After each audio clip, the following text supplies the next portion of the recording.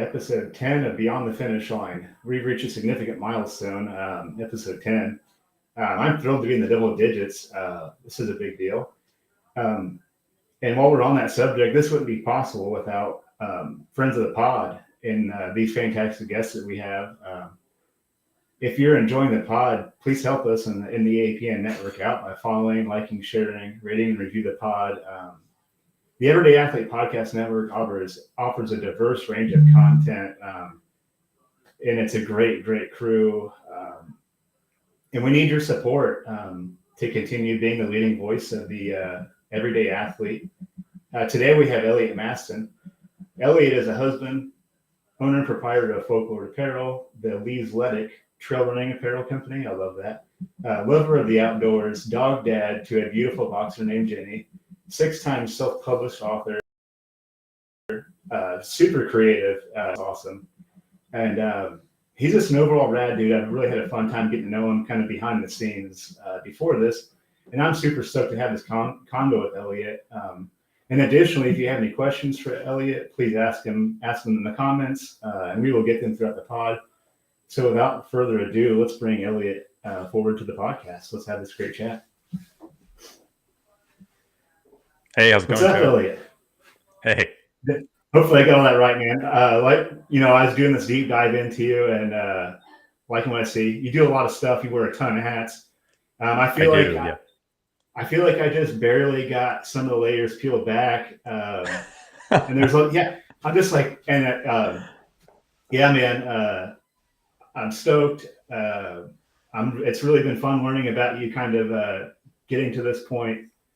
And I just kind of like to cut to the chase, and let's get into the deep end of the pool. Who is Elliot Matson?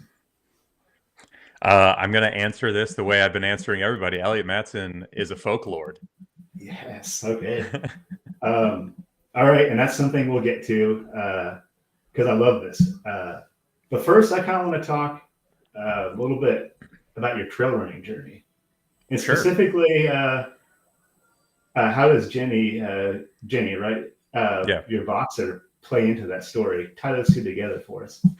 Yeah, so I've been running for a really long time, and I always used road running as sort of like a supplemental cardio activity from the time I was in college. I went to school in Minneapolis, and my wife and I lived there for a while, and then we moved out to the Pacific Northwest, to Portland, Oregon, where we are now. And having the access to trails we do out here, I had friends who were always kind of trying to coax me out, and I never really bought into it.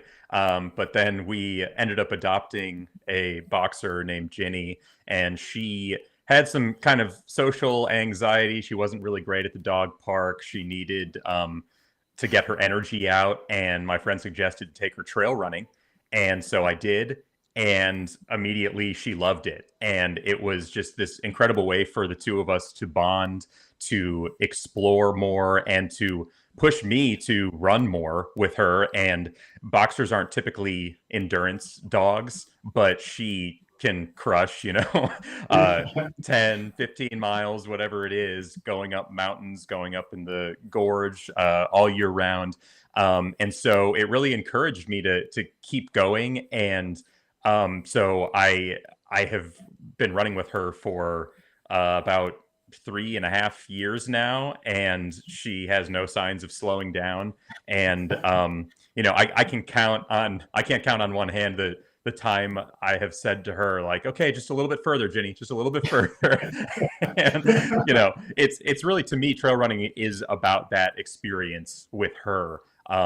Being outside. It's what I love about this sport. It's about being in nature. It's about being present in the moment. And that is something that really swayed me on pursuing running more and going further and being with her. So I've loved it ever since. Oh man, I love that. So when I was picking out, I was kind of looking through pictures of you to pick out for the promo card. I was scrolling through, and I was just like, "That's the one." It's a picture of you and Jenny. She's midair. Yeah, I love that. And I unprompted sent you a message earlier about my dog Steve. I run with my dog Steve, so like I was hooked as soon as I saw that picture, and I love that story. Uh, does Jenny do the same thing? Like my dog wants to run like a 7:30 pace, and I'll be like, all right, I guess like I'm just like I'm an ultra runner. Everyone's at best maybe run. Like we all know what ultra running is. It's a lot of hiking, occasional. Yeah. But I'm like, all right, I guess we're gonna run a 7:30-minute mile here. And then of course by like mile 3 or 4, he just like slowly kind of he gets a little bit farther back, a little bit farther back. Yeah, that's rad, man. Thanks for sharing that with us. Yeah. How old is Steve? He just turned 5 2 weeks ago. Okay, well, our like adoption day, we're guessing around 5, but he's still. Well, that's crazy that he's still running that fast. Yeah, Ginny's 6, and when I first started running with her on roads, she hates running on a leash, and it was like just dragging a boulder basically. And so when I took her on the trail and got her, off the leash, and it just gave her more confidence and the ability to like stop and sniff. I'm usually ahead of her, and then she runs and catches up to me. But I feel like since I've taken her like through the ringer, we've gone through some shit together, and now she understands how to pace herself a little better. I wish I could take Steve off leash, but his attention span is not. It's pretty short. So it's like he'll see a rabbit or like a squirrel, and he keeps me on my toes. You don't really know which direction he's going to take off. So, leash, unfortunately, still, I haven't quite taken him trail running yet. That's something we're kind of working towards, but yeah, we're getting there. So, man, thank you so much for sharing that with us. And speaking of that, we're gonna have to get you on our Running Fred segment on the Run Try Bike website too. It's dedicated just to furry friends and running. So. Oh, I would love that. Yeah, Ginny would love that as well. Yeah, I'll have to send you that link after this is done, man. That's great. So something else I heard you talk about, and something that really piqued my interest, is your bikepacking history. I'm kind of a late adopter into like endurance sports, and then by the time I really got into trail running, I had kids. So that kind of kept me to my home base. So living vicariously through that, let's go through your bikepacking history. This is great. It's something I always want to do. I'm getting closer to like being an empty nester. We are. Tell me about bikepacking. Yeah. So my history with that is the summer that I graduated college, I had a friend living out in Portland, Oregon. Actually, I'm from Chicago, but I grew up with him, and he invited me to come out on a bike tour with him and some friends and friends of friends, and some of them went from Portland, Oregon all the way to Portland, Maine. Some of them kind of stopped in between, and I had time to go from Portland, Oregon to Missoula, Montana. And so I kind of unwittingly and unknowingly said, yeah, sure, I'll do it, and didn't really know what that entailed. And so I just kind of started training as much as I could, as much as you can in a very flat part of the country for going over a very hilly and mountainous part of the country. And so I went out there, and there was about 16 of us to start, kind of a ragtag crew of people.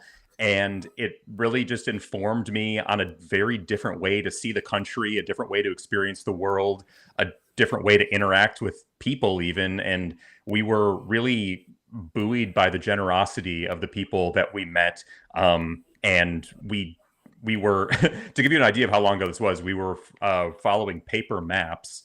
And it seems like very archaic to say now, but that's what we were working with. And we were sleeping on the side of the road and in campsites and in people's backyards, and it was just something that was so foreign and different to me, and I loved it. And so from that time forward, every summer I was planning some kind of bike tour. And what I loved most was that since I was indoctrinated into that culture, bringing other friends in and saying like, hey, do you want to bike, 500 miles with me? And them at first being very reticent, and then sort of bringing them in the fold and having them experience this very unique, incredible journey the way I did. And so I did that for several summers, and then as you mentioned, you know, you get older and you get more commitments, and you need to have a job and things. You can't just like disappear for weeks on end.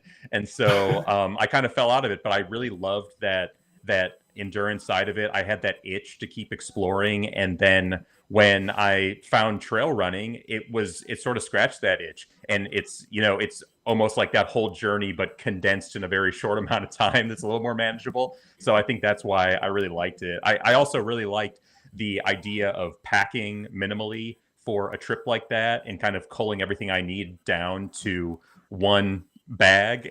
And that's kind of the joy I get out of like distance trail running, kind of packing my bag or my vest or whatever with the optimal amount of things that I need in order to be self-sufficient.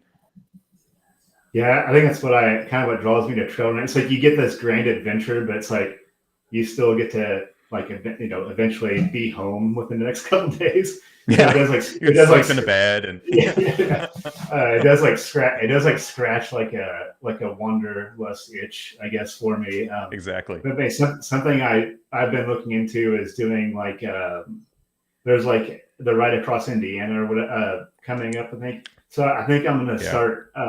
I've got a few ultra distance things I need to like check off the list, and then I think I want to kind of switch to like I want to do some bike packing stuff. So that got me pretty fired up. I heard you talk about it on Troy Meadows. Like shout out to Midpacker. For sure. I love that show. I've had Troy on too, which is awesome. Yeah, me too. Troy's great. Man. Yeah. I was like, oh man, like I love this bike packing idea. It's like something I never got to do, but something I want to do. It's definitely become way more popular over the years. And you know, when I was doing it, there was, you know, certain brands that were making bags and panniers and stuff, but now it seems like there's so many different bike packing brands that you can, if you're really into that, just like customizing your whole setup and figuring out the optimal packing that you want to do for a trip. Yeah, I just barely started dipping my toes in. Like I've been cycling around on this old Nash bar street bike for so many years, you know, and it's threadbare and pretty wore down. So I don't think I would trust it to go very far. Because I was thinking about doing like RAGBRAI this year, like last year. Yeah. Like I don't know if I trust this old thing to go that far. So I've been looking at a better rig maybe also, but I think that's the part of the fun of it, though. You want to try and see how far that bike will take you. After that first tour I did, several of the guys that I biked with were riding fixed gears, and it was kind of like the pinnacle of that like hipster movement. So I got home and I converted my bike to a fixed gear, and that's what I rode several tours on after that, which in retrospect is really dumb, but it seemed cool at the time. So where all of you bike pack? Just like give me a rundown of different places you've been or different routes you've taken. Yeah, so I've done several things up in the Pacific Northwest. As I mentioned, Portland and Missoula. I've ridden from Portland up into British Columbia. I've ridden down like kind of in Central Oregon area as well. I rode, as I said, a fixed gear with no brakes from Minneapolis to Chicago, and then from like Duluth area up into Ontario, Canada. One year, my friend and I drove down to Jackson, Mississippi, and then we rode our bikes to New Orleans and then back. And so we did that in the winter, thinking that the South is warm in the winter, but we were sorely mistaken. But yeah, I mean, every one of my tours is definitely an adventure, and I'm a very like type A obsessive compulsive type of person, and for some reason bike touring is something that I really enjoy, and it's like sort of the organization in the chaos, you know. I think that's what I like about trail running as well. It's just like going out into the wilderness and going into an environment that you can't really control and just sort of experiencing that and being in the moment. Yeah, I agree with that. Like, I'm not like maybe overly controlling like OCD about certain stuff, but if I always kind of have like this. I'm always like kind of daydreaming about the future or like reminiscing about the past. Like, and I'm always kind of stuck in that weird limbo. Like, so I think like trail running, like the outdoors, is like the one thing that you have no choice but to like be in the present. You know, like Yeah. it's very real, like what you're doing. So I'm sure you agree with that. Obviously. So yeah, I agree with that wholeheartedly. Yeah. Uh, so like your love of the outdoors, you know that didn't necessarily start as like just like a means of fitness. It's like something that you just always truly love to do. Is that something that like always been a part of your life, or like when did like your love of the outdoors actually like blossom? I mean, I've always loved it. And in the Midwest growing up, it's a very different experience, as I'm sure you know. And Yeah. I think when my wife and I decided to move out to the Pacific Northwest and decided on Portland, we're just so close to the ocean, the mountains, the high desert up in Central Oregon, and there's so much to do out here, and I wanted to take advantage of it. When we first moved out here, we didn't really know necessarily if we were going to stay, how long it would be, and I was just like, well, if we're going to live out here, I might as well do as much as I can. And so that's like where biking started, and also as I'm sure you know, living in the Midwest, the weather sucks for a vast majority of the year, especially in Minneapolis. And I always bike commuted in Minneapolis all year round, and I always wore Yeah. a badge of courage for that. And then in Portland, we don't have to deal with that as much. And if you go up to the mountains for if I've always loved skiing, you can kind of exit the winter and you don't have to be a part of it anymore if you don't want to.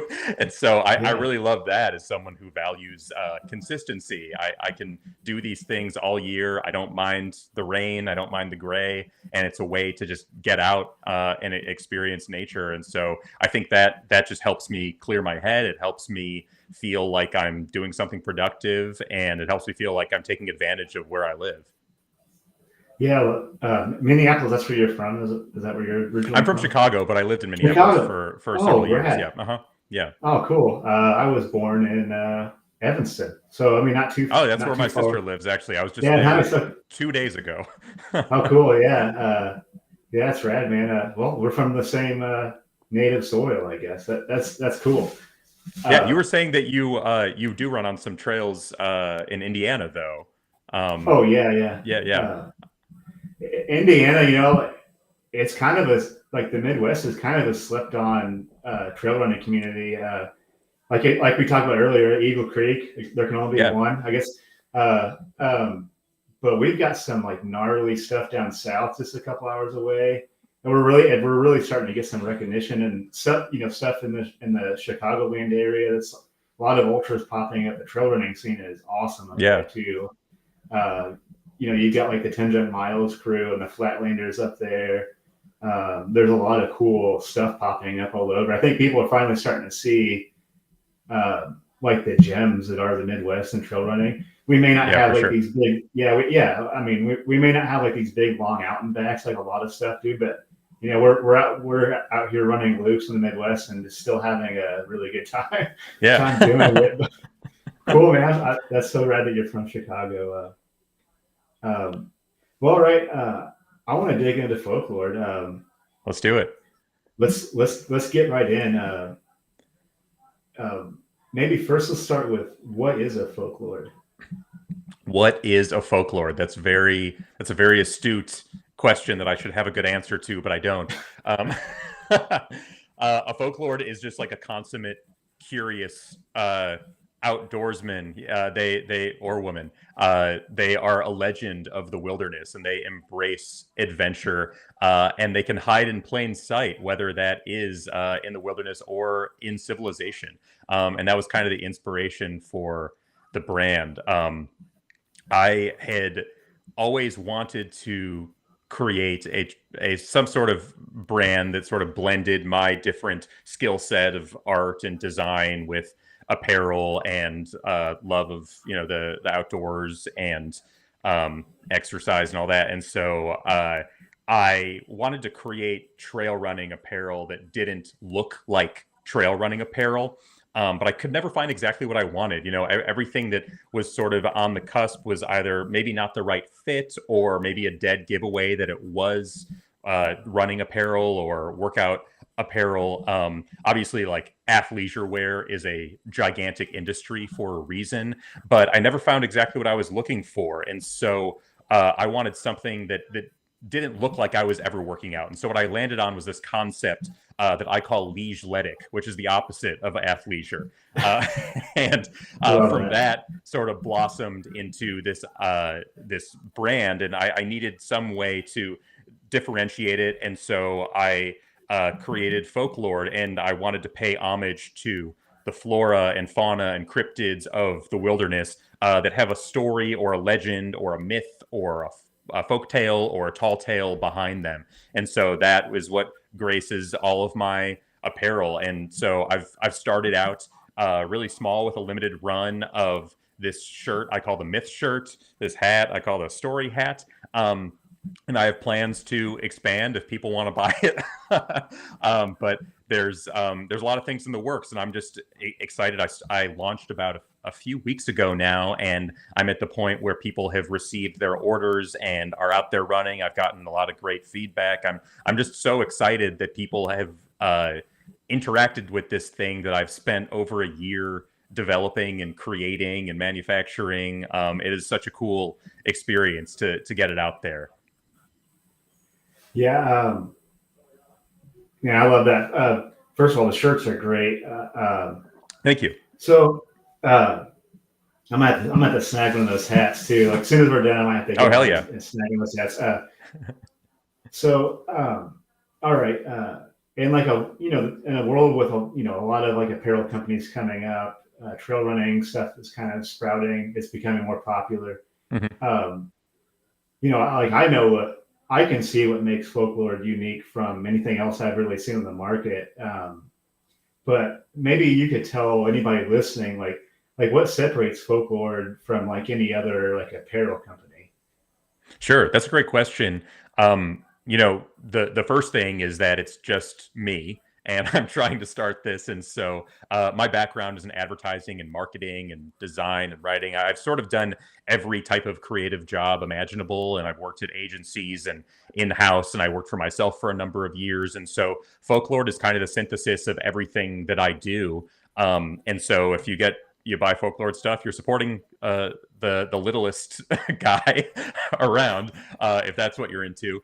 But what separates it as well is that this is all custom created apparel, and it's all the designs are hand illustrated by me. These shirts, I worked with a manufacturer to develop them from the ground up, from the fit to the design. Every detail is considered, and I think, as you said, there are a lot of smaller niche trail running brands starting to burgeon, and I think that's very telling of the industry. It's already a niche sport, and I think people are more inclined to be interested in something like that than your bigger brands, your Nikes, your Adidases of the world.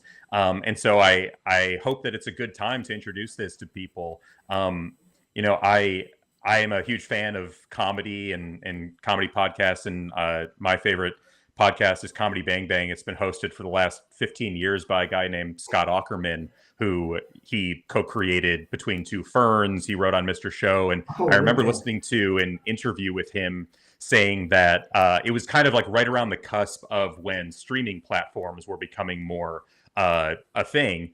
And he was asked about if he thought that would, spell doom for littler establishments. He had a TV show at the time on a smaller network. And I think about what he said a lot, in that although fan bases have shrunk significantly, the people that follow brands are ravenous about them. And so they are more inclined to interact with them. They are more excited to be a part of that. And I think that's true of any industry, especially now in trail running. People want to find that thing that they resonate with, and people want to find that thing that maybe they think that nobody else knows about, and it's special to them, and I would rather be like the runner's running brand than a running brand, if that makes sense. Yeah, that makes perfect sense, and I agree with what you said. I think this is the perfect time for it.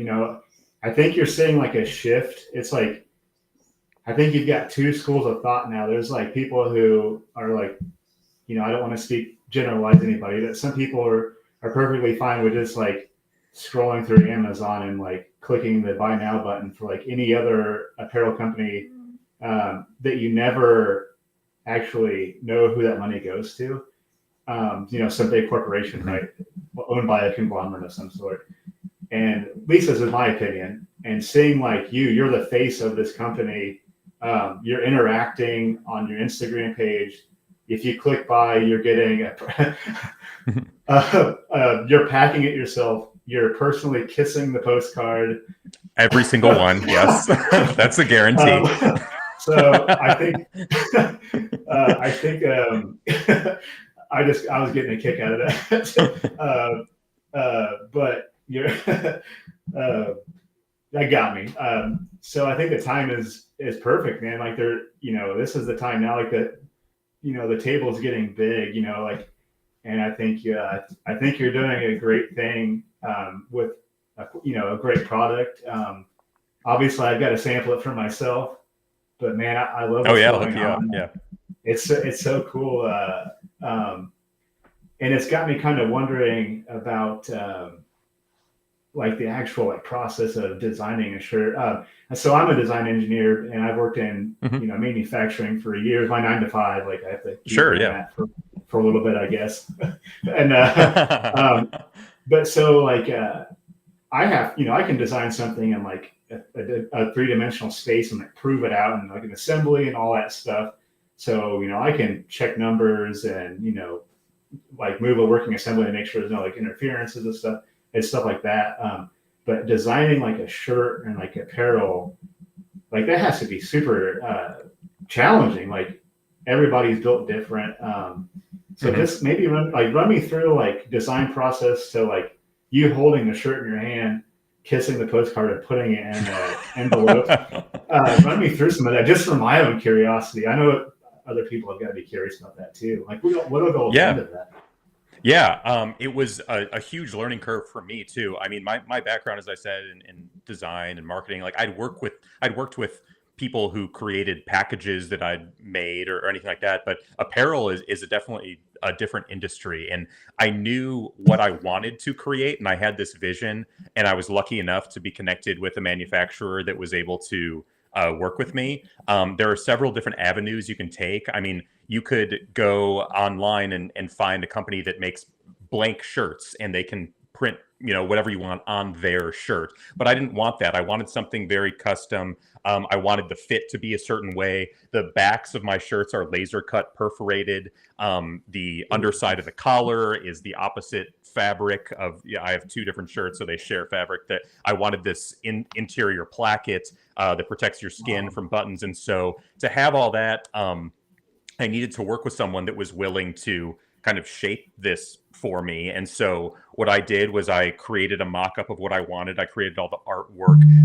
I sent them a shirt that I wanted it to be based off of with certain modifications. And then from there, it's sort of like a months long process of them sending me, well, we can make this fabric that's similar to the shirt that you sent. And we can, laser cut it this way, but not this way. Or here's the sample finally. What do you think? So then I had to, send them notes on, well, I want it to be fit differently. I want the sleeves to be shorter. And so every possible thing you can go that you think could go into designing a shirt, I had to go through and learn kind of on the fly. And then on top of that, you think like the shirt is one thing, but then it has tags. It has, a tag in the back that has the size. You need a version of that for every single size. You need hang tags on it. You need packaging. So it's like every single possible thing that has to go into it. I was just sort of learning, and then at the same time creating all the content and figuring out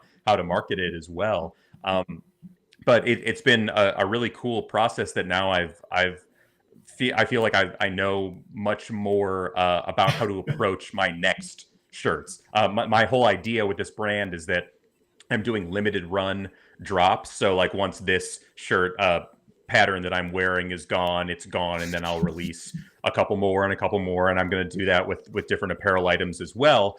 And so, you know, I also had to find a manufacturer that was willing to do those kind of limited runs, because some people won't even want to talk to you if you're not spending the big bucks like that. And so it's been super interesting. I've always loved creative challenges, and I always have had side projects going on, and this sort of started as another one of those side projects, and now it's become a side hustle that I do. I still have a full-time job, but hopefully in the future that can change, and hopefully that resonates with people, and they're willing to become a folklord themselves. All right, man. Yeah, hopefully maybe I can represent the folklords from the Midwest. Since now you're a transplant out east. I would love that. So this might be hard to put a pin in. So I guess I want to know, like, what, you know, during like your running journey and like your like your copywriter, like you've got all these things going on. What, like, I guess I want to know, like, when did the light bulb go off, like, for Folklord? Like, when did that, like, I kind of want to know, when did that come to you? Was it just like, sure. I think, you know, it wasn't necessarily like a light switch turning on, like I'm going to create a trail running brand. It was very like a slow burn. As I said, I wanted to do something that was a kind of a synthesis of all of my skill sets or talents. And I've tried to do a number of things over the years. And I got this idea in my head about the opposite of athleisure, leisure wear. And I thought, well, that would be cool. And typically what I do is I think of an idea and then I go way too deep into it. And so just as sort of like a proof point, I just love to have creative side projects. And so I was like, well, what would this brand look like? I guess it would look like this. Well, I guess I should create a whole brand guidelines for it. I guess I should write all this marketing copy for it. And so I kind of did it the opposite of a lot of people that would start a company more intelligently. That I created the entire brand. I have so many pieces that I haven't released yet. I have so much content that, you know, a brand 10 times the size of me probably doesn't even have.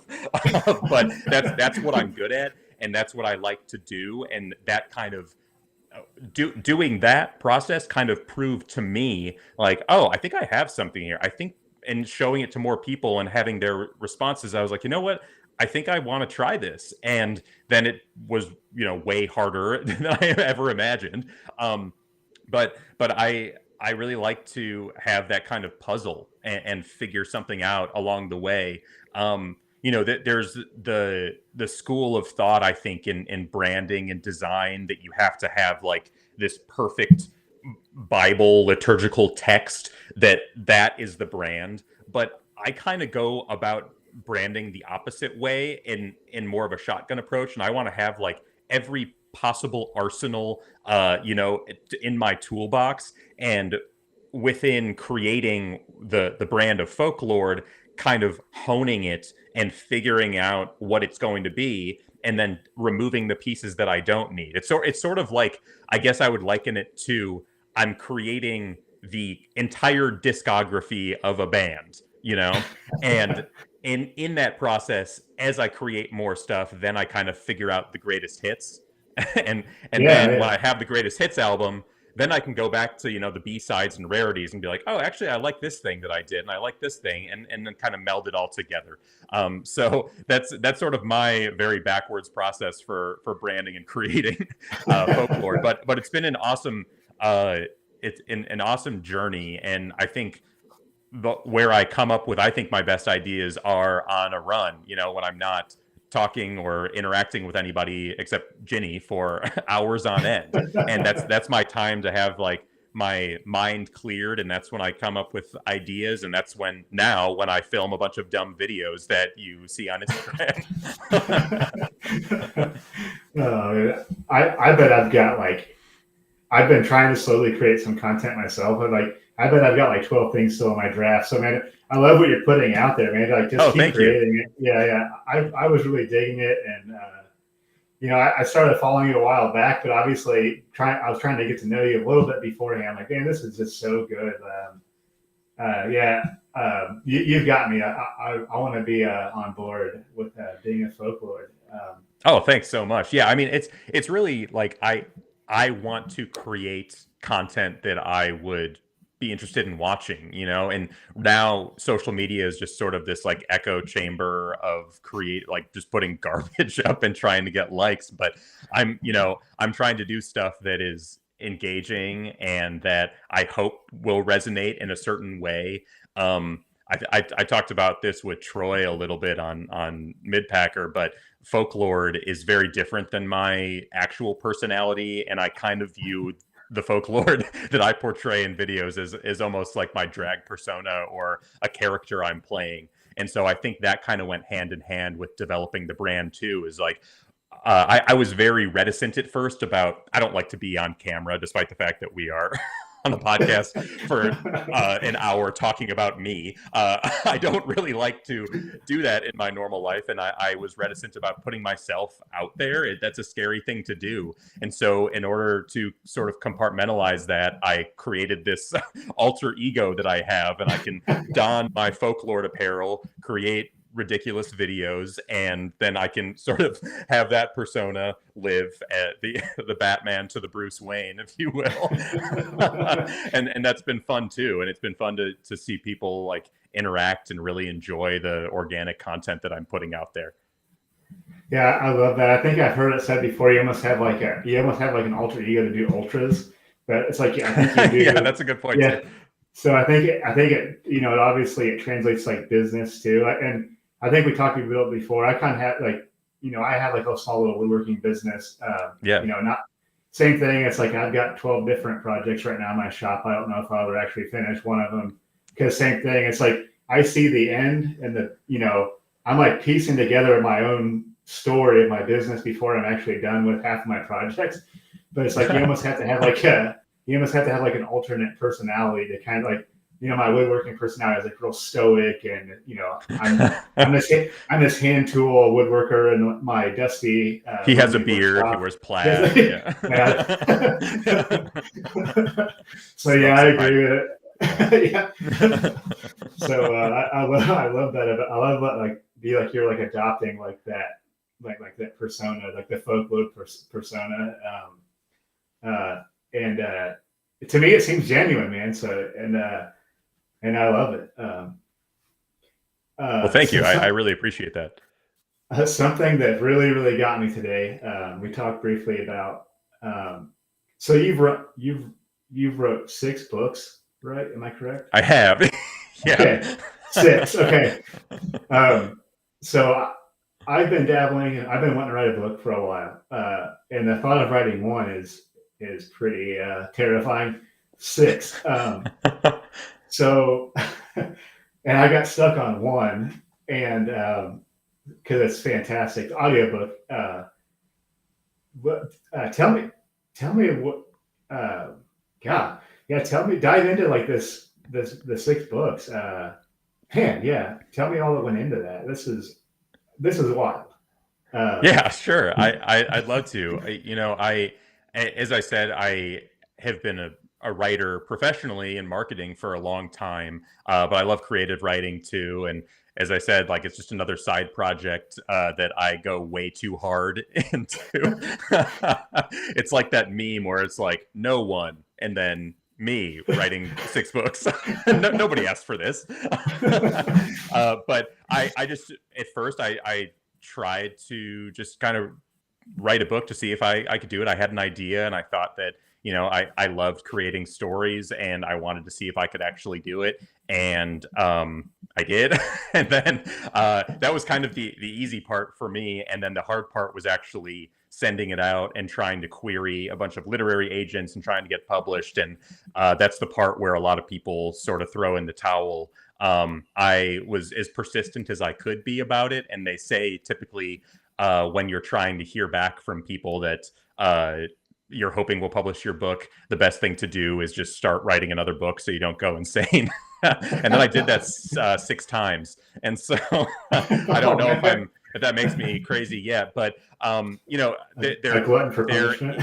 yeah, exactly. But yeah, as an ultra runner, we like to be punished in a certain way. So I just do it creatively instead. But yeah, I mean, I've written. They're all fiction books, and they're all different stories. And the stigma of self-publishing, I would say, has gone down over the years as people have realized it's just very hard to get published. And the way that you get published is if you are already have a following, or you have been published before, or you're a notable celebrity that a publisher knows they will make their return on, which makes total business sense, but it just becomes harder and harder for some breakout success or someone just starting and wanting to publish a book. And so I wrote several novels, and then I got to the point where I was like, this isn't really working out the way I wanted to. And so I wrote a novel that is sort of like an interconnected collection of short stories. And I thought, well, maybe a different way to do this and to get my work out there to people that maybe want to read it is record an entire audiobook for it. And so I broke each story into a different podcast episode,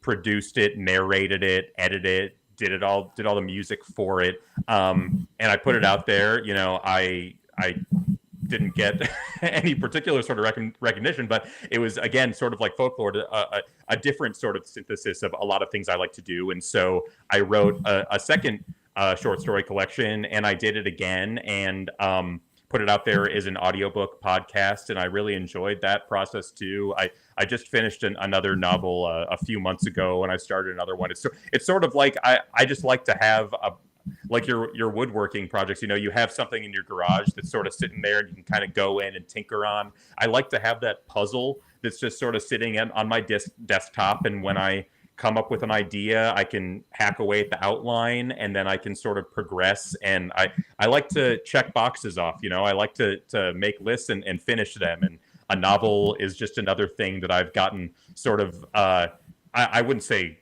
good at, but I'm good at knowing how to finish them and how to execute them. And I think the hardest thing, as you're saying, is like you get hung up on the idea or starting it, or you get to a point where you just can't figure out how to progress. And I think I just have learned how to sort of like trick myself into writing a book. So I would say if you have an idea, you should go for it. I mean, whether it's a book or a project or an ultra marathon or starting a trail running brand, whatever, like I think your biggest enemy is going to be yourself, or the illusion that you don't have time to do it. But the time that you think you don't have, you're probably like scrolling Instagram anyway. So why not use it for something productive and write a whole novel? Maybe that's going a little overboard, but you know what I mean.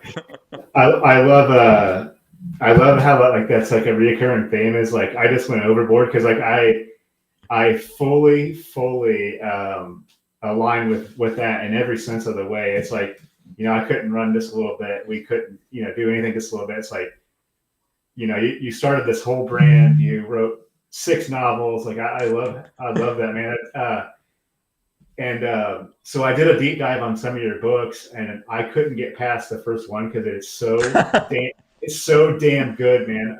Thank you so much. Oh my goodness, I'm glad I reached out to you because like, I found your website, your copywriting and a creative website. Which is great, man. Honestly, I didn't know. I'm glad I found that website. Tell me the inspiration behind Henry Hansen Lived and Died. It's so like I'm in. It's so good. Oh, thank you. Yeah. Tell me more. And I mentioned before, I'm a big Western film fan. I grew up with Westerns. Also, Lonesome Dove, Louis L'Amour books. Love those guys. Unforgiven. So, huge Western fan, and I really love this story. Tell me the inspiration behind that. Yeah, I mean, I'm the same way. I love Westerns. I love Lewis L'Amour, like Hondo is one of my favorite books. I love the Lonesome Dove McMurtry series. I love Cormac McCarthy. And so I wanted to do, I think I'm a better mimic than I am like an original creative. And so I, just like donning the personality of a folklord, I find that my writing is always best if I can figure out a character or a persona to portray in, and that makes it easier for me to sort of evoke what I want to. And so a lot of my books are genre specific, but sort of like my own, esoteric commentary on that specific genre. And I'd done a noir novel. I'd done sort of like a road trip novel. And I wanted to do something in the Western genre. And the idea I came up with was this book, as you said, entitled Henry Handsome Lived and Died. And it is, like a lot of my writing, sort of a commentary on how we consume media as a culture and storytelling through generations. And what Henry Handsome Lived and Died is a collection of 30 different short stories that all surround this folk tale cowboy, sort of like a Wild Bill or a Paul Bunyan or Davy Crockett type figure, and stories about him told through different perspectives over the course of hundreds of years all throughout history, and how that kind of retelling transmogrifies what the character even is. There's this paradox from ancient Greece called the ship of Theseus, and it's all about how if you have a ship or an object and you keep replacing parts of it, when does it cease to become original? Was it ever original? Is the new thing original? And so that's sort of what I'm diving into in that book. And when I finished writing it, I had such a fun time writing it. It's all told from this one sort of like old cowboy narrator perspective, and he is kind of re-examining these different stories. And I was like, you know what, in order to get people to really understand what I'm going for, I would love to record this, and I need to spend hours talking in this old cowboy voice and doing all the voices, and so people really understand what I'm going for. And as I said, going way too hard into something and spending hours and hours of my time, recording and editing this book and talking in this voice that was very hard to do. But I think the end result is something that I'm really proud of, and it's something that I think encapsulates sort of my personality and my perspective and my ability in writing. I think that it's a great sort of tent pole of my writing, quote unquote, career. It's something that it's on Apple Podcasts and Spotify, and you can check it out if you want. Yeah, highly recommend. I think I got to episode 8 so far. And holy shit, man, yeah. Thank you. As soon as you sent me that, I was like, oh, like I found it on Audible. So are all 6 books? Did you do audiobooks for all of them?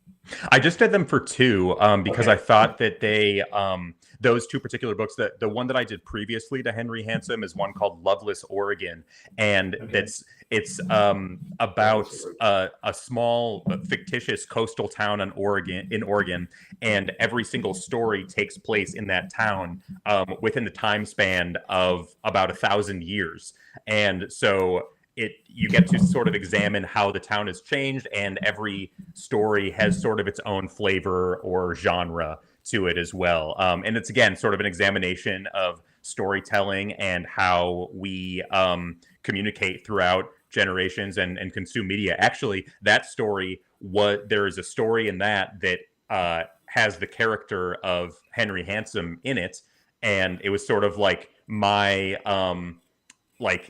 a send up of Inglorious Bastards or like Unforgiven or No Country for Old Men, and that gave me the idea to spin off that character into his own sort of series.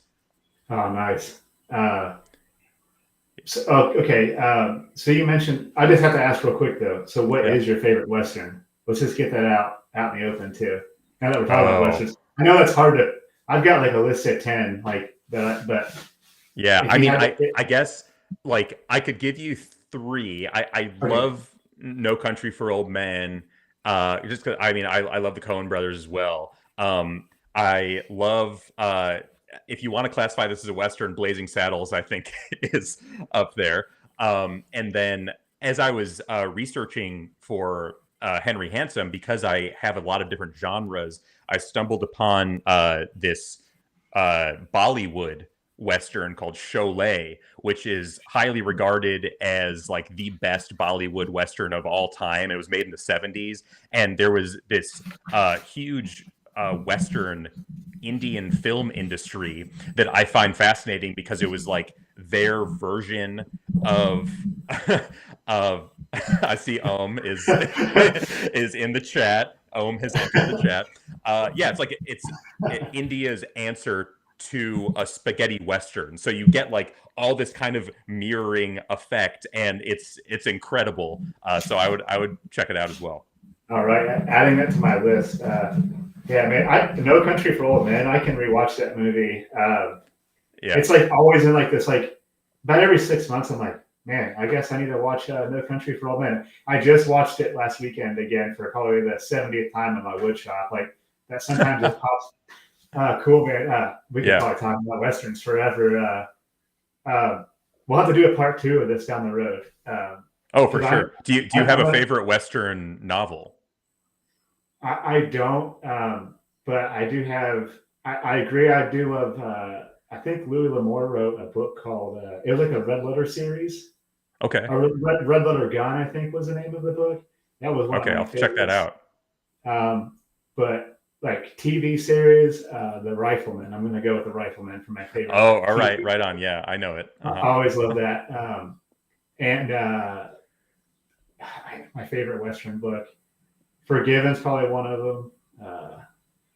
310 to Yuma, but I really like the old one better. I went to Old Tucson a few years back and got to see the train from the new 310 to Yuma. Like I went to where like Oh, Rio right on. Bravo. Yeah, I went to like where like Rio Bravo was shot, and like some open range was shot there apparently, which is really cool. But yeah, just I think it was like the Red Letter Gun series or something. I think it might have been Louis L'Amour, but don't hold me to that. I might have to actually look that up. But it's been so long. When I was a kid, my grandfather just like gifted me like this whole like series of books, and that's rad. Yeah, I mean, there's these themes throughout Western novels that I wanted to incorporate in my book as well. And I mean, I think a close second to me for Westerns is detective and noir novels. I love Dashiell Hammett. I love Raymond Chandler. And so, I mean, I'd love to incorporate that kind of stuff. And as I said, I like to mimic and I think that's, you know, the way that I have found that I can be most creative is take an idea and break it apart and expand upon it. And so I feel like Westerns, we all kind of have an idea in our mind of what that is, just like a detective novel. And so with a lot of my books, I've kind of taken that core idea and expanded upon it. The book that I just finished is all about an aging soap opera star, and so I kind of went deep into the soap opera culture. nice. You know, I like to figure out, you know, just like some interesting niche and kind of build a universe around that. And that's what I'm also trying to do with Folklord is like to make a proof point and see like, does this have to exist in the world? Are there people that are really going to resonate with this like weird brand that I'm trying to sort of carve out a little space and trail running is? And so far, I mean, the answer is yes for at least like 5 people. So that's great. Oh man, it's so good. I know it's gonna pick up steam. It's just so like, you know, it's just so real and you're so genuine with it. I think you're onto something really good. Thank you. And that kind of brings me to my next thing I was going to ask you. Well, first I was wanting to give you a chance to plug a few things you want to do, like where to find you. You had a special promo code, and I was hoping we could get, before we run out of time, I want you to at least get that stuff. And then I've got another question, follow up on Folklord. Okay, yeah, cool. So you can find me on Instagram at wear Folklord, and then also the website is linked on there as well, but it's wear folklord.com. And that's where you'll find everything that we've been talking about. If you want to see some stupid videos that I've made, I've been trying to do things that sort of interact with the trail running community, at least in Portland, in an interesting way, and try to do sort of like my own like virtual take on the running club, and also video series that introduces people that might not be familiar with different trails that I really love around here, as a way to get some exposure for that. Yeah, check that out. For any listener of the podcast, please come and check it out. And if you're interested, use the promo code Steve, all capitals, in honor of Joe's dog, for 10% off. And yeah, send me a message on Instagram. Typically, I love to interact with people who are really digging the brand, and I've met some really awesome people already that I never met before and are just genuinely excited. And so if you message me, there's a good chance that we'll end up having a paragraphs long exchange about running and whatever else. So if you're into that, slide into my DMs and we can go from there. Yeah, I love that. Yeah. What's next for Folklord? If you can, maybe give us a small peek behind the curtain. If you can, tell us what's up next. Yeah, I can. I've checked with the higher ups, and I'm at liberty to divulge this information. Yeah, I'm going to be dropping another hat at the end of this month. I have a couple other in the works. I'm working on some other stuff, and as I said, I have two prints for my myth shirt right now, as I call it, and I'm working on a couple more because my idea is that they're a limited run, and I will be able to stagger out different prints and just see what's resonating with people and see if I can continue to build out more apparel. I'm working on some shorts and some socks to see if I can get those in the works. The lead times on manufacturing are very long, and so I've just been trying to do as much stuff to gain some notoriety in the industry and see if people want to give me good old hard cash for what I'm putting out there so that I can buy more stuff. As I said, I'm doing this all myself, and so really, if people are liking it and they buy it, that gives me the ability to create more. And so I want people to love what they're running in. I want people to love the brand, and I want to keep doing it. So that is my plea to your audience to come and support me and try it out. And I would love to see you out there. Yeah, man. Thank you so much for that. And like I said, there's so much more I wanted to cover. There's have to be a part two. Yes, for sure. And yeah, we'll have to talk about some creature feature stuff next time. We got some stuff we need to cover next time. Yeah, please check out Elliot's website too. The creature feature is awesome. I love that. And so, Elliot, man, I just wanted to thank you sincerely for your time, and I wanted to wrap up this episode. We're all busy, so that concludes episode 10 of Beyond the Finish Line. Like I said, it's so wild to be in the double digits now. So thank you, Elliot. Thank you, friends of the pod, for tuning in to episode 10. And I can't wait to see you again and see what Elliot's got going on, see what Folklord's got coming up next. I'm super stoked to see that. And that's it. And next time I'll see you beyond the finish line. Thanks, Joe.